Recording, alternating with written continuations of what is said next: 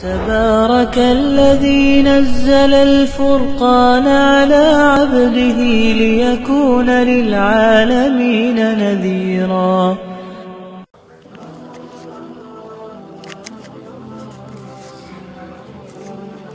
اللهم بارك على آل محمد كما باركت على إبراهيم وعلى آل إبراهيم إنك حميد مجيد. نبی کریم صلی اللہ علیہ وسلم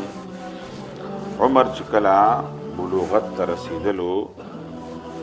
د بلوغت د عمر سره سره د نبی صلی الله علیه وسلم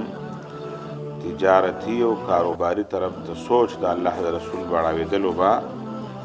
ځکه چې په مکه معظمه کې څومره عرب آباد او په دې عرب ځمکه باندې دا ټول تجارت پیشه خلک او د نبی صلی الله علیه وسلم د نیکونو او نکاح هاشم چې به ورته ویل هغه معاهده کړه ور تجارت او دوی اصلي پیشه چې دا د عربو تجارت ذکر زمکو سنه کول. نبی صلی الله علیه وسلم په خپل هم با کاروبار طرف ته او تجارت طرف ته بسوچو او تجارت یو ښه پیشه ده د دې په ذریعه باندې انسان ته آمدن راځي ګټه راځي او دا حلالي پیسې د تجارت والا او برکت هم پکې ډېر وي.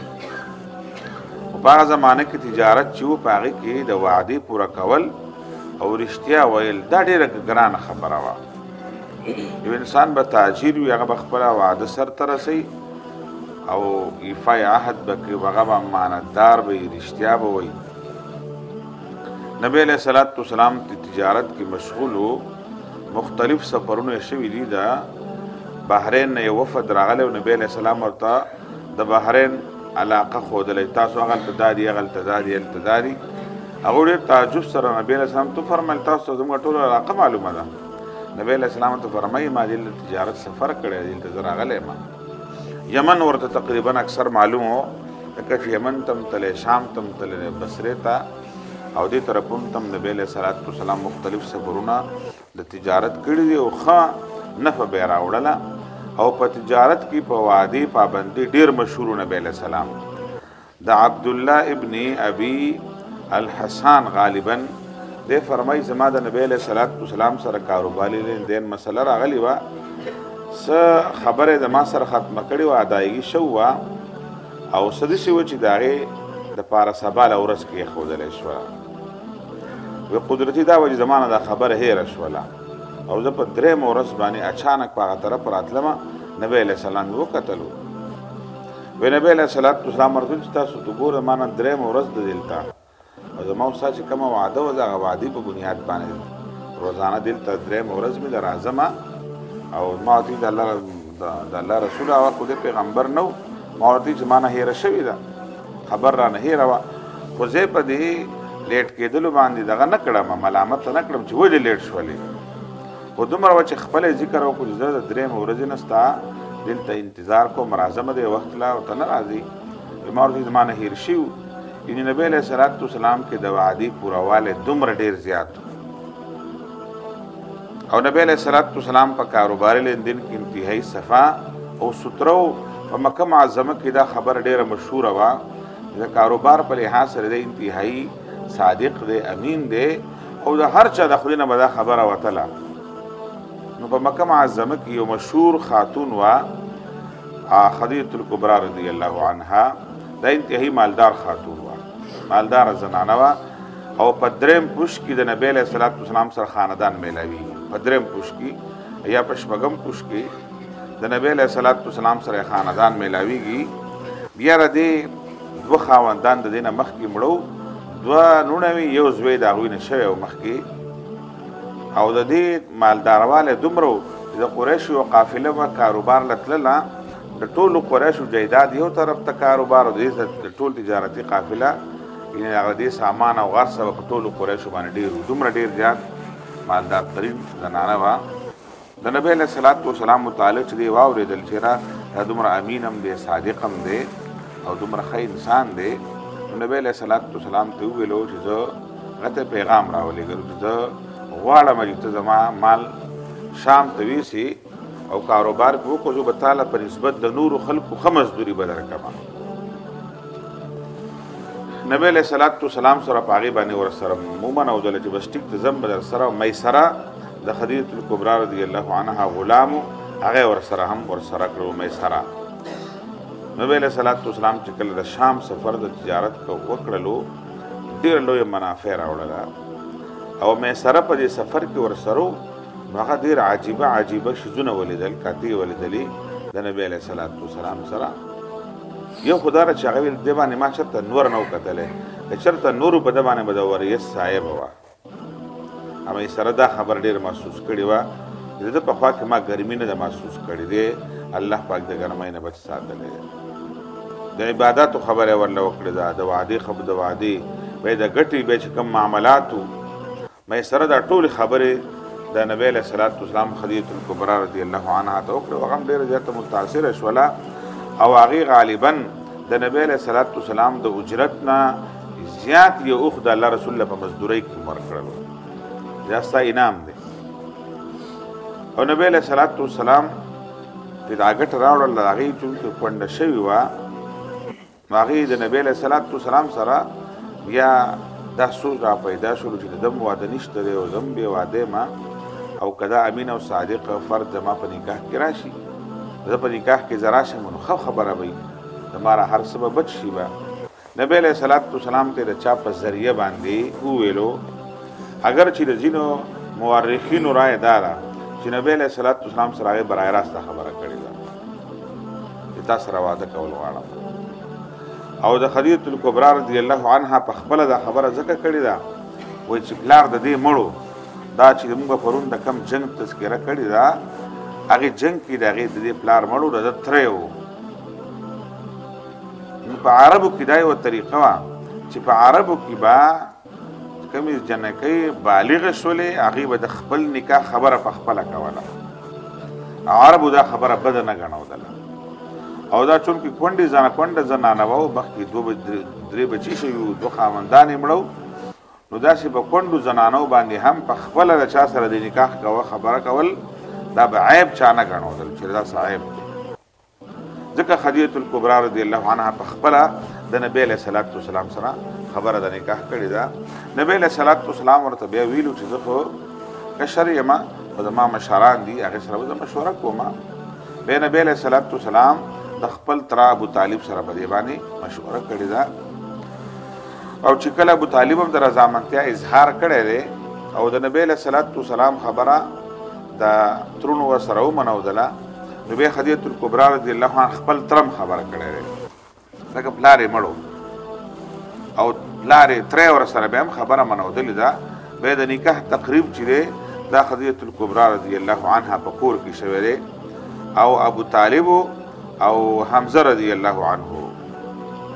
دا دوانه ترونه چې دی بیا په نکاح کې شریک شوی دی او د نکاح خطبه چې دی ابو طالب پڑھاو کړی دا هغه زمانه کې دا چون کې مذهبي خلکو د نبی علیہ السلام خاندان چې دا مذهبي خلکو او دا د بیت الله شریف خادمانو منجورانو ټول مذهبي خبري بدوی تر اتللي د نکاح تړون کې مداخله کو په خپل باندې لکه بنو هاشم لوی خاندان او غټ خاندان او مذهبي لحاظ سره به خلکو ډیر زیات لوی احترام کولو نو ابو طالب په خپل باندې د نبی صلی الله علیه وسلم نکاح خطبه غفړو کړی د نکاح ویلې دي او به سم مہر مقرر شوی په هغه وخت کې د خدیجه کبرا رضی الله عنها مہر په هغه وخت کې مقرر شوی او تمره مہر به د نبی علیہ الصلوۃ والسلام طرف نه ورکول کیږي د نبی علیہ الصلوۃ والسلام او خدیجه کبرا رضی الله عنها نکاح چې په خپل منځ کې کېدلو دینه مخکې د نبی علیہ الصلوۃ والسلام هیڅ سره نکاح نه وو هیڅ کې په نکاح کې نه بل چا سره وعده نه وکړ د نبی علیہ الصلوۃ والسلام عمر مشهور روایت دار او صحیح روایت ده چې نبی علیہ السلام عمر 25 کال او 25 سال عمر د نبی علیہ الصلوۃ والسلام د خدیجه کبرا رضی الله عنها عمر چې مشهور روایت دار او صحیح روایت ده د عمر 40 کال او د عمر په لحاظ سره ډیر لوی فرق نو خدیجه کبرا رضی الله عنها د عمر په لحاظ سره مشره ډیره زیاته مشره نبی علیہ الصلوۃ والسلام د عمر په لحاظ سره داغه نه کشور کوم او بیر دوانو نکاح شوی او د دوانو د نکاح آغاز شوی دی د نبی علیه الصلاۃ والسلام ټول بچی ما سوا د ابراهیم نه ټول بچی د خدیجه الکبرى رضی الله عنها نه پیدا شي هغه څومره بچی چې نور دی او کزامن دي دا ټول بچی نبی علیه الصلاۃ والسلام د خدیجه الکبرى رضی الله عنها نه پیدا شوی دي د خدیجه الکبرى رضی الله عنها خپل یو سیرت ته بیا هغه خپل شان دی په اسلام او په دین کې او د نبی علیه الصلاۃ والسلام سره ډیر خوږ خپل ژوند تیر کړی دی خدیجه الکبرى رضی الله عنها چې تر څو پورې جمدی وا نو هغه وخت پورې نبی علیه الصلاۃ والسلام بل بیبي په نکاح کې نه وراغلی او خدیجه الکبرى رضی الله عنها چې کله وفات کېدله د نبی علیه السلام عمر د 50 نه اوخته و د 50 کلونو نه زیات عمر د نبی علیه الصلاۃ والسلام د خدیجه الکبرى رضی الله عنها سره تیر شوی او چې خدیجه الکبرى رضی الله عنها وفات شوله نو په د سیرت په دې کتابونو کې هغه عام الحزن وای د غم کالو په نبی علیه السلام باندې ډیر زیات خپه و د الله رسول او د نبی علیه الصلاۃ والسلام د خدیجه الکبرى سره دومره مینه وه د هغې څومره مرګري وي بیا د هغه ټولو مرګرو تپوس په نبی علیه السلام کولو د هغې چې کوم رښتې وي هغه رښتې بیا پاللې د نبی علیه الصلاۃ والسلام د خدیجه الکبرى رضی الله عنها کله ناکله تذکیره به د عایشه صدیقه په مخ کې کوله د نورو بیبیانو په مخ کې به یې کوله چې ما سره خدیجه الکبرى داسې وخت تیر کړی داسې وخت تیر کړی او خدیجه الکبرى رضی الله عنها چې کله جمدی و نو خباب ابن عرت رضی الله عنه فرمای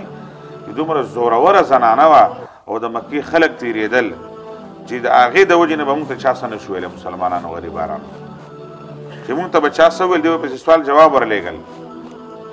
که چا به مسلمان باندې لاس پورته کو نو زما به ورسره بیا خبره یې هغه سره د هغې د وجې نه به موږ ته چا څه نه شو ویلی وایي کله چې خدیجه الکبرى رضی الله عنها د دنیا نه رحلت وکړلو په مکه معظمه کې به خلک په موږ باندې لاس پورته کول وهلو به بیا بېعزتیانې به راته کولې او هغه کال ډېر سخت کال و بیا په نبی علیه السلام باندې مسلمانانو باندې ځکه د خدیجه الکبرى رضی الله عنها نه به د مکې د خلکو سترګه سوځېدله به هېرېدل به دي مسلمانانو ته به چا څه نه شو ویلی دا د نبی علیه الصلاۃ والسلام تقریبا د 50 کالو نه په ځینې روایتو کې بعضې 50 کاله و 51 کاله 52 کاله د 52 کاله پورې یقیني خبره ده دومره عمر د نبی علیه الصلاۃ والسلام د خدیجه الکبرى رضی الله عنها سره شوی دی دا خبره مې مخکې کړې ده بیا هم کومه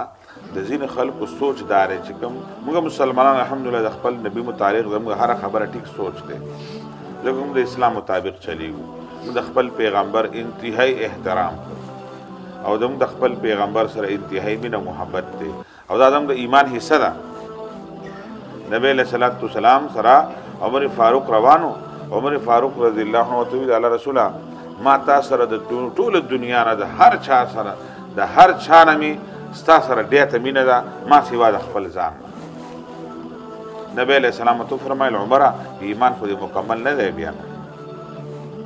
عمر فاروق خاموش و بیا